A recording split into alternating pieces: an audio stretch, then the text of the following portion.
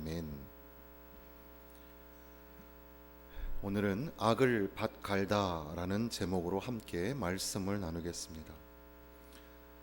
호세아 선지자는 북이스라엘이 비교적 다윗과 솔로몬 시대처럼 그렇게 부강한 나라로 커가는 것 같고, 그리고 외교 정책도 잘 하는 것 같은 그런 시대에 하나님의 심판이 임박하였다고 경고하는 그런 심판의 메시지를 전하는 선지자였습니다. 그리고 이 호세아 선지자는 그들의 죄악상을 들추어내기 위하여서 여러 가지 비유를 가지고 설명을 하였는데, 그 중에 대표적인 것이 농사의 비유였습니다.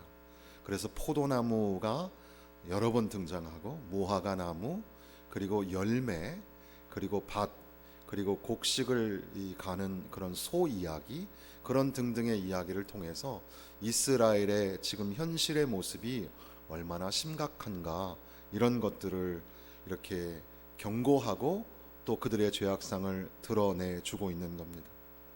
농사를 하는데 13절에도 보면 악을 밭갈고 죄를 거두고 거짓 열매를 먹고, 밭을 갈고 거두고 열매를 맺고, 이것이 바로 이 농사의 비유이죠. 오늘 우리도 우리 농산물, 우리 먹거리가 위협을 당하고 있다, 이런 얘기 많이 들어보셨죠?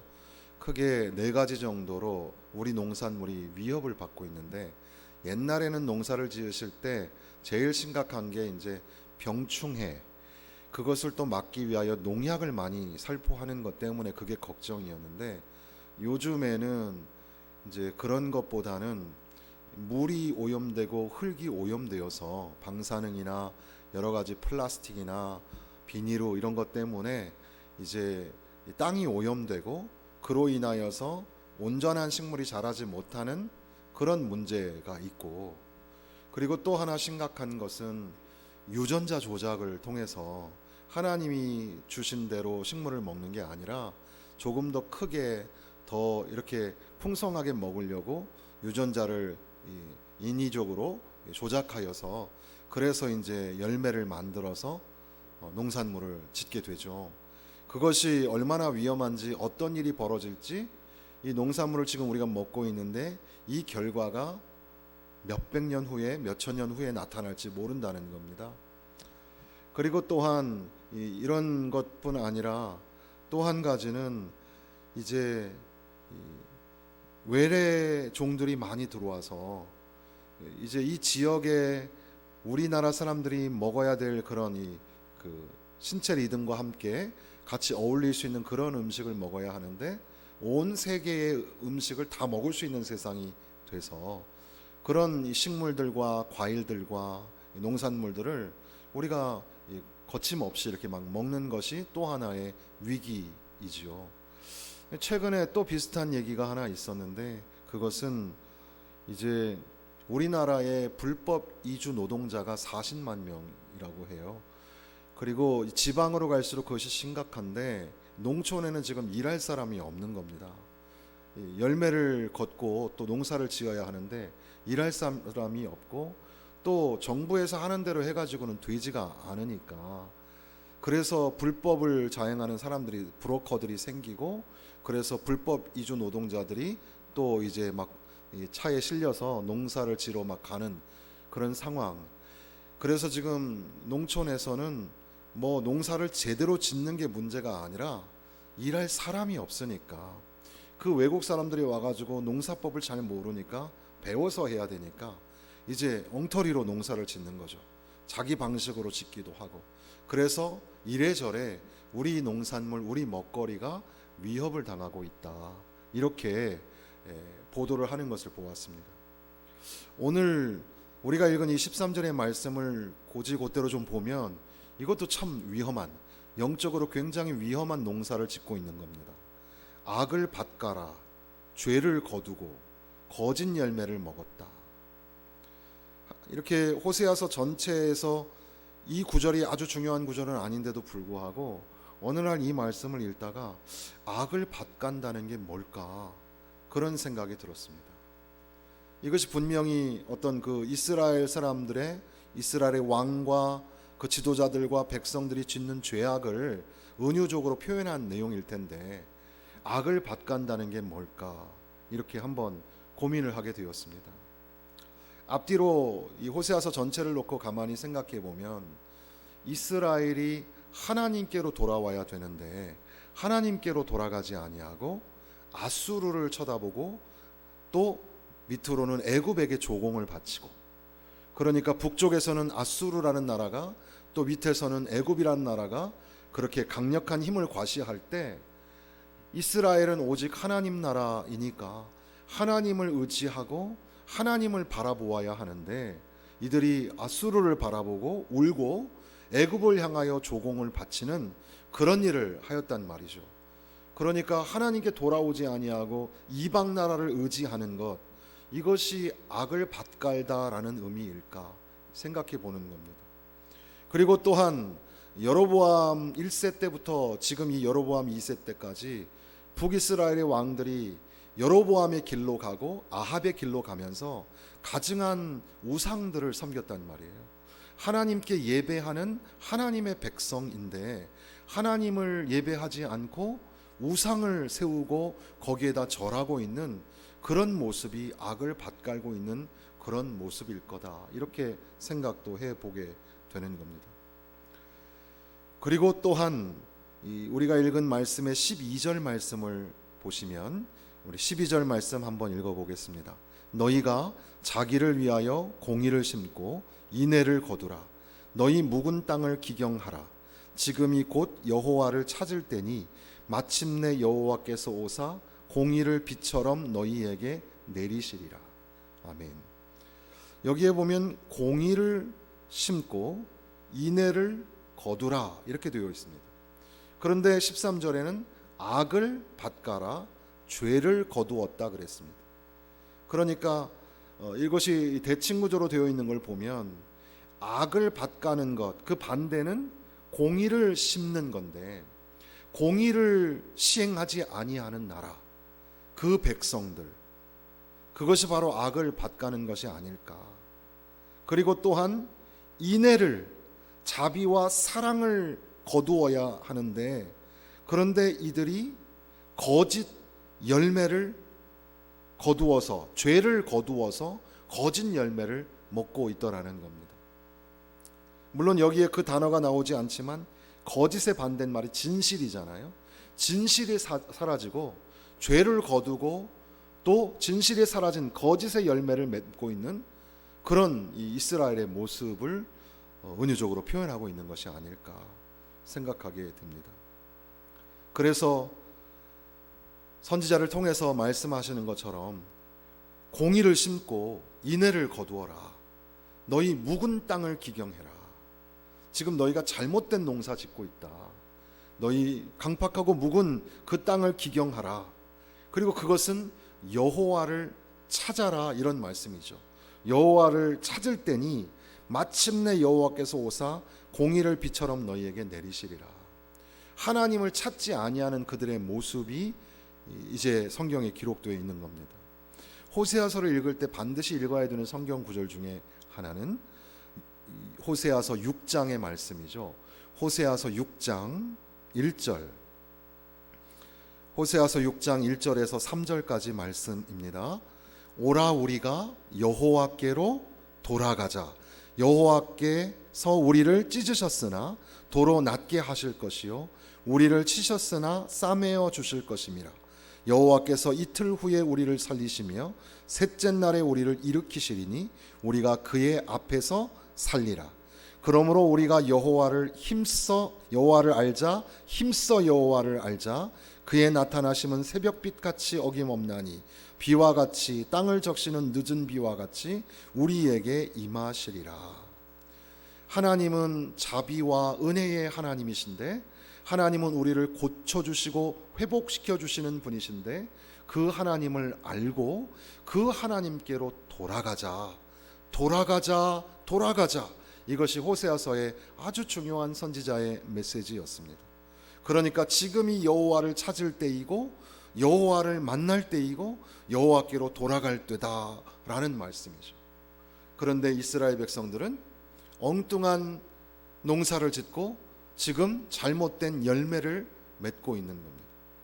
그로 말미암아 이스라엘은 이제 심판의 위기 가운데 서게 된 겁니다. 곧 이제 북이스라엘의 왕조가 멸망을 하게 됩니다. 아수르에 의해서 멸망을 당하게 되고 또 남유다도 이어서 이제 멸망을 하게 되죠. 그래서 11절에 보면은 에브라임은 마치 길들인 암소 같아서 곡식 밟기를 좋아하나 내가 그의 아름다운 목에 멍에를 메고 에브라임 위에 사람을 태우리니 유다가 밭을 갈고 야곱이 흙덩이를 깨트리리라. 여러 가지 의견이 분분하지만 이 말씀이 그들이 포로로 끌려가서 고생을 하게 될 것이라는 예언으로 보는 것이 정설에 해당이 됩니다. 그러니까 곧 이제 이들이 임박한 심판으로 인하여 멸망을 당할 정도가 됐어요. 왜냐하면 그들이 잘못된 농사를 짓기 때문에 악을 밭가라 죄를 거두고 거짓 열매를 먹었기 때문에, 그리고 바로 그 12절에 있는 말씀처럼 공의를 행하지 않고 인애를 행하지 않고 하나님을 찾지 않음으로 말미암아 그들에게 심판이 임하게 되었다는 사실이죠. 그러면서 다시 13절을 가만히 읽어보니까 너희는 악을 밭가라 죄를 거두고 거짓 열매를 먹었나니 이는 네가 너의 길과 내 용사의 많음을 의뢰하였음이라. 이게 아주 중요한 말씀이에요. 악을 밭간다는 게 뭘까? 지금 앞서 설명한 것들이 다 악을 밭갈고 죄를 거두는 거죠. 그런데 조금 더 구체적으로 이 13절 안에서 뭐라고 말씀하시냐면 너가 하나님을 의지하지 않고 너의 길을 의지하고 그리고 용사가 많음을 의지하고 있구나. 그게 바로 악을 밭갈고 죄를 거두고 거짓의 열매를 먹는 것이다. 그로 인하여 하나님의 심판이 너희에게 임박하였다. 이렇게 말씀을 하시는 겁니다. 하나님을 의지하고 살아야 되는데 하나님을 의지하지 않는 이스라엘 백성에게 하나님의 심판이 임하게 되었다는 겁니다. 10장 전체로 보면 이스라엘이 전체적으로 이제 부패하게 되는데 하나님을 섬기지 아니하고 우상을 섬기고 하나님을 의지하지 아니하고 그 우상 단지의 있어짐에 거기에 흔들거리고 있는 그런 이스라엘 백성들이에요. 열매를 맺게 하신 분이 하나님이신데 어느 날부터 열매를 주신 분이 우상이 되고 그 우상이 우리에게 잘해주는 것처럼 착각하며 살아가는 겁니다. 이것은 오늘 우리 교회를 향하여 하시는 말씀이고 이 나라 민족을 향하여 세상을 향하여 하시는 말씀입니다. 경제적으로 번영하고 그리고 잘 살게 되었습니다. 삶이 윤택해졌습니다. 그리고 외교 정책도 잘하는 것 같습니다. 그런데 하나님이 기뻐하시지 않는 일을 하고 있는 겁니다. 하나님을 의지하는 사람들이 점점 줄어들어가고 하나님보다는 자기의 길을 그리고 자기의 용사 많음을 자기의 군대가 많음을 계수하고 있단 말이죠.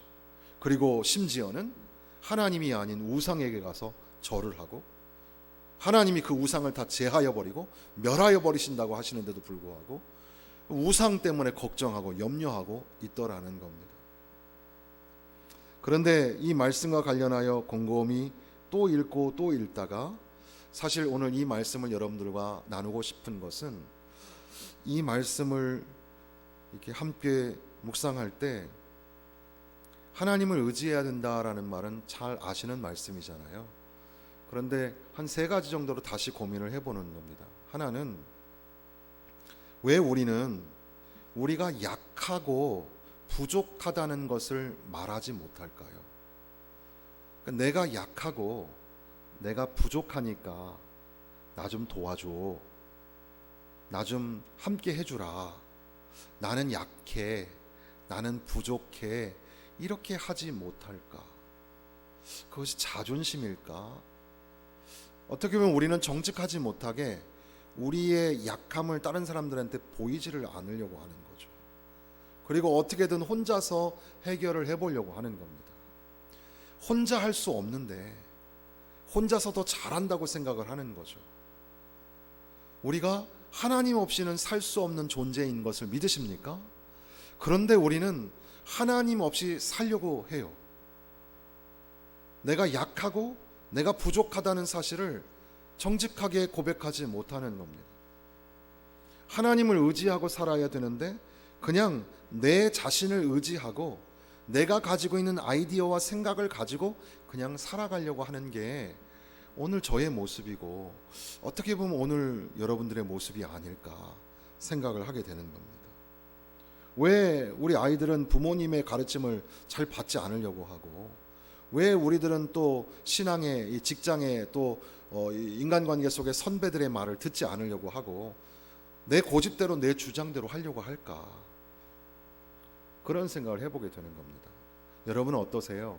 사람들이 옆에서 이렇게 충고를 하고 조언을 하면 잘 들으세요? 아니면 그냥 냅둬, 내 마음대로 할게요, 이러고 가십니까? 어떤 게 우리 모습일까요? 그런 고민을 하게 됐습니다. 그리고 또 두 번째는 조금 더 심각하게 우리가 지금 잘못됐다는 사실을 모르는 것도 문제인데, 잘못된 줄 아는데 자기 마음속에는 지금 이거 잘못됐는데, 이거 이렇게 가면 안 되는데, 그런데 자기가 지금 잘못했다는 사실을 고백하지 못하고 있는 겁니다. 그거 잘못된 거예요. 다른 사람이 나에게 죄를 지적할 거 없이 내 자신이 볼 때 양심에 꺼리 끼고 또 하나님 앞에서 곰곰이 생각해 보니까, 기도하다 보니까 잘못했어요. 그런데 왜 우리는 잘못했다고 말하지 않을까요? 왜 하나님 앞에 가서 용서를 구하지 않고 하나님께서 싸매어 주신다고 하시는데도 불구하고 왜 하나님께로 돌아가지 않을까요? 가만히 생각을 해보니까 미안해, 내가 잘못했어 라는 말을 우리는 참 잘 못하는 겁니다. 그러니 우리 사람들끼리도 그런데 보이지 않는 하나님 앞에 하나님 잘못했어요. 물론 회중 기도를 하실 때 진실한 마음으로 우리는 하나님 앞에 회개의 기도를 드리지만, 그런 얘기하는 게 아니라 진실하게 우리의 개인적인 삶에서 하나님 앞에 하나님, 내가 이거 잘못했어요. 다시는 그러지 않을게요. 이렇게 하고 계십니까? 왜 우리는 우리가 잘못됐다, 이게 지금 잘못하고 있다, 마음으로나 또 손과 발 행동으로나 또 관계적으로나 또 영적으로나 우리가 지금 죄를 짓고 있는데 그걸 왜 하나님 앞에 고백하지 못할까? 하나님 앞에 용서를 구하면 하나님께서 용서하여 주시고 흰 눈보다 더 깨끗하게 하여 주신다고 약속하여 주셨는데 왜 우리는 그렇게 하지 않을까? 이게 악을 밭가는 거구나, 저는 그런 생각을 하게 된 겁니다. 그리고 또 이제 세 번째는 과연 하나님을 의지하고 살고 있는가? 어떤 일이 우리 앞에 있을 때, 또 지금 이제 우리 수험생들이 있잖아요. 그럼 이제 시험을 앞두고 있으니까 얼마나 두렵겠어요. 걱정도 되고 자신도 없고. 그런데 그런 시험도 그렇고 앞으로 뭔가 되고 싶은 그런 소원들이 있을 때 그게 이루어지지 않을까봐 걱정도 하고 두려워도 하고 그러잖아요. 조마조마하잖아요. 그때 어떻게 해야 된다고 우리가 배웠죠? 하나님을 의지하라고. 하나님 의지하면 된다고 우리가 수도 없이 들었잖아요. 그런데 정작 딱 코앞에 서서 어떻게 하죠? 두려워하고 불안해하고 믿음 없는 모습을 보일 때가 너무나 많잖아요. 그러니까 작은 시험 하나도 하나님 앞에 하나님 도와주세요. 하나님을 의지합니다. 하나님 나오는 이 결과가 하나님이 함께하여 주시는 줄로 믿습니다. 하나님을 신뢰하고 하나님을 의지합니다. 그래서 제가 주일학교 교육을 할 때 아이들에게 항상 가르쳤던 문장이, 우리 이제 신 목사님도 어렸을 때, 청년 때 그 얘기를 항상 들었는데, never rely on yourself but on God. 이걸 제가 항상 가르쳤어요. 그 말이 뭐냐면, 절대로 너 자신을 의지하지 마라, 하나님을 의지해라, 이거였어요. 그리고 그렇게 살려고 열심히 저도 노력하고, 또 우리 제자들과 함께, 또 이제는 성도들과 함께, 여러분 하나님을 의지합시다. 절대 자기 자신을 의지하지 말고 하나님 의지합시다. 그런데 왜 우리는 하나님을 의지하지 못할까? 하나님을 의지하면 하나님 앞에 나와서 기도해야죠. 그리고 하나님을 붙잡아야죠. 뭐 수요 기도회, 새벽 기도회 나와라 이런 말이라기보다는 자기의 골방에서 하나님을 붙잡고 하나님께 매달려서 살려달라고 하고, 길을 열어달라고 하고, 문제가 해결되게 해달라고 기도해야 되잖아요. 그런데 왜 우리는 하나님을 의지하지 않을까? 자기의 명철을 의지하고, 자기의 길을 의지하고, 자기의 용사가 많음을 의지하는 겁니다. 사실 여로보암 시대는, 여로보암 2세 때, 이 시대에는 서두에 말씀드린 것처럼 다윗과 솔로몬 때만큼이나 부강하게 되었어요.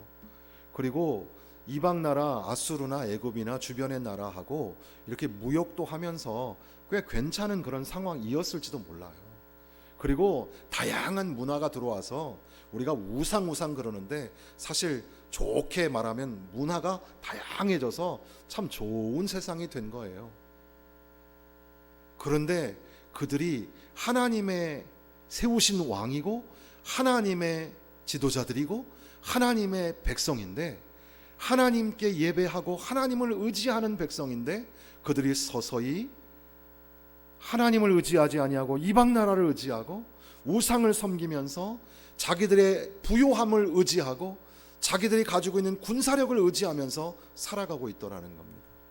이미 신명기 때에도 너희가 왕을 세우거든 그 왕은 자기의 말과 병거를 세지 말라고 그렇게 경고를 하였잖아요. 그럼에도 불구하고 이 왕들은 왜 자꾸 이런 실수를 할까? 왜 이렇게 잘못된 일을 할까? 지금 13절 말씀을 다시 한번 생각해 보면, 앞서 말씀드린 대로 왜 우리는 우리의 약함을 고백하지 않을까? 또 왜 우리가 잘못되었다는 것을 솔직히 인정하지 않을까? 그리고 왜 우리는 말로는 의지한다 하면서 정말 의지해야 될 때는 두려워하고 불안해하고 떨면서도 하나님께 기도하거나 구하지 않을까? 이걸 갖다가 한마디로 이 13절은 뭐라고 하는 거냐면, 그게 바로 미안하지만 죄예요. 너희들이 지금 심판받게 된 그 이유가 뭐냐 하면 죄 때문이에요. 이게 죄라는 사실을 좀 알아야 해요. 자, 이제 정리하면, 지금 이 악을 밭갈고 죄를 거두는 잘못된 농사를 짓고 있는 이스라엘의 모습이나, 오늘 우리가 우리의 삶에서 우리의 약하다라는 것들을 고백하고, 나는 약하지만 하나님은 강하십니다, 이렇게 해야 하는데 그렇게 하지 못하는 모습이나, 내 안에 분명히 잘못된 죄된 것들이 있는데, 시기하고 미워하고 분노하고 잘못된 것들이 있는데 이걸 드러내질 않는 거예요. 인정하지 않는 거, 회개하지 않는 거, 그게 죄라는 사실이고요. 그리고 하나님을 의지하지 않고 자기 길과 자기의 용사만음을 의지했던 것처럼, 오늘 우리들도 우리 재산 의지하고, 우리 건강 의지하고, 우리가 가지고 있는 형편 의지하고, 내가 가지고 있는 관록과 경험을 의지하고 있잖아요. 그게 바로 뭐라고요? 죄라고요. 그래서 이스라엘이 멸망하게 됐다니까요. 그러니까 오늘 우리에게도 이 말씀이 다시 읽혀질 때는, 야, 너 하나님을 의지해야지. 하나님을 의지해야지. 어떻게 너 자신을 의지하고 너의 주먹을 의지하고 너의 힘을 의지하니? 왜 자꾸 악을 밭갈고 죄를 거두고 거짓의 열매를 맺고 있니? 이렇게 우리에게 경고하시는 말씀입니다. 그러면서 11장, 호세아서 11장 한번 보세요. 하나님은 어떤 분이시냐면 11장 8절에 보니까 에브라임이여 내가 어찌 너를 놓겠느냐, 이스라엘이여 내가 어찌 너를 버리겠느냐, 내가 어찌 너를 아드마같이 놓겠느냐, 내가 어찌 너를 스보임같이 두겠느냐, 내 마음이 내 속에서 돌이켜 나의 긍휼이 온전히 불붙듯 하도다. 하나님은 지금이라도 막 뜨거운 마음으로 돌아와라, 내가 널 끌어안아 주겠다, 이렇게 하시는 하나님이라고 말씀하시고, 그러면서 12장 5절 6절 보세요. 여호와는 만군의 하나님이시라, 여호와는 그를 기억하게 하는 이름이니라. 그런즉 너의 하나님께로 돌아와서 인애와 정의를 지키며 항상 너의 하나님을 바랄지어다. 하나님께 돌아와라, 하나님을 바라봐야 산다, 이렇게 또 한 번 말씀해 주시는 겁니다. 그리고 나서 14장으로 한번 가보겠습니다.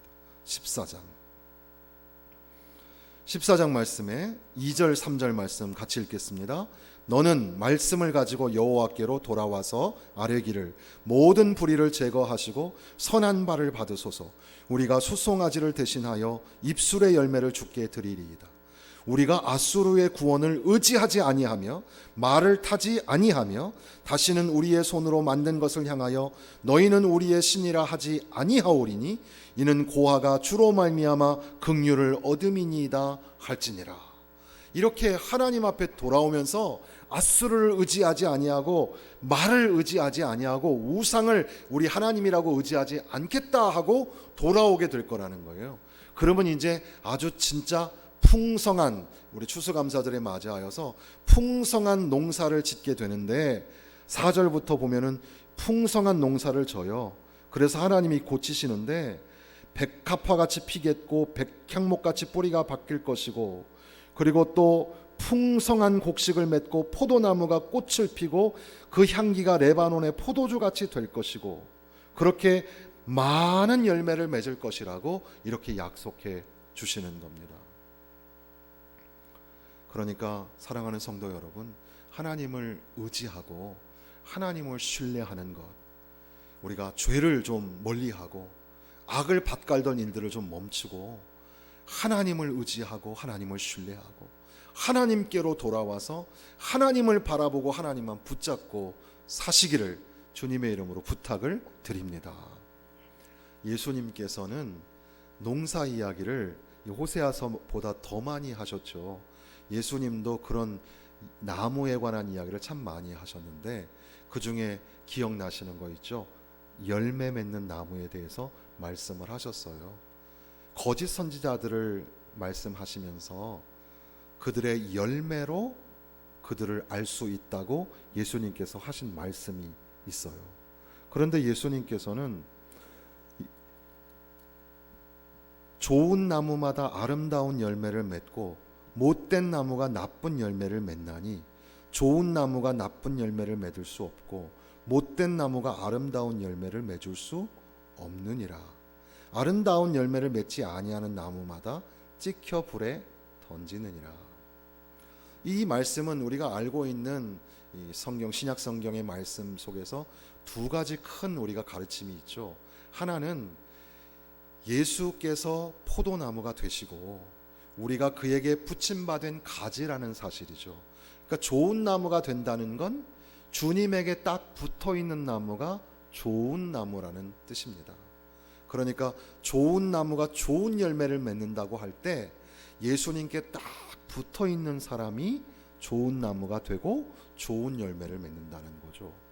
또 한 가지는 지금 이 구절과 관련된 말씀은 바로 이 열매 얘기를 하신 후에 예수님께서 그러므로 누구든지 나의 이 말을 듣고 행하는 자는 그 집을 반석 위에 지은 지혜로운 사람 같으리니 비가 내리고 창수가 나고 바람이 불어 그 집에 부딪히되 무너지지 아니하나니 이는 주추를 반석 위에 놓은 까닭이요 나의 이 말을 듣고 행하지 아니하는 자는 그 집을 모래 위에 지은 어리석은 사람 같으리니. 그러니까 좋은 나무가 좋은 열매를 맺는다고 할 때, 그 열매를 통해서 그 사람을 알 수 있다고 할 때, 그 좋은 나무는 어떤 나무예요? 주님의 말씀을 잘 듣고 잘 순종하는 사람이 좋은 나무라는 거죠.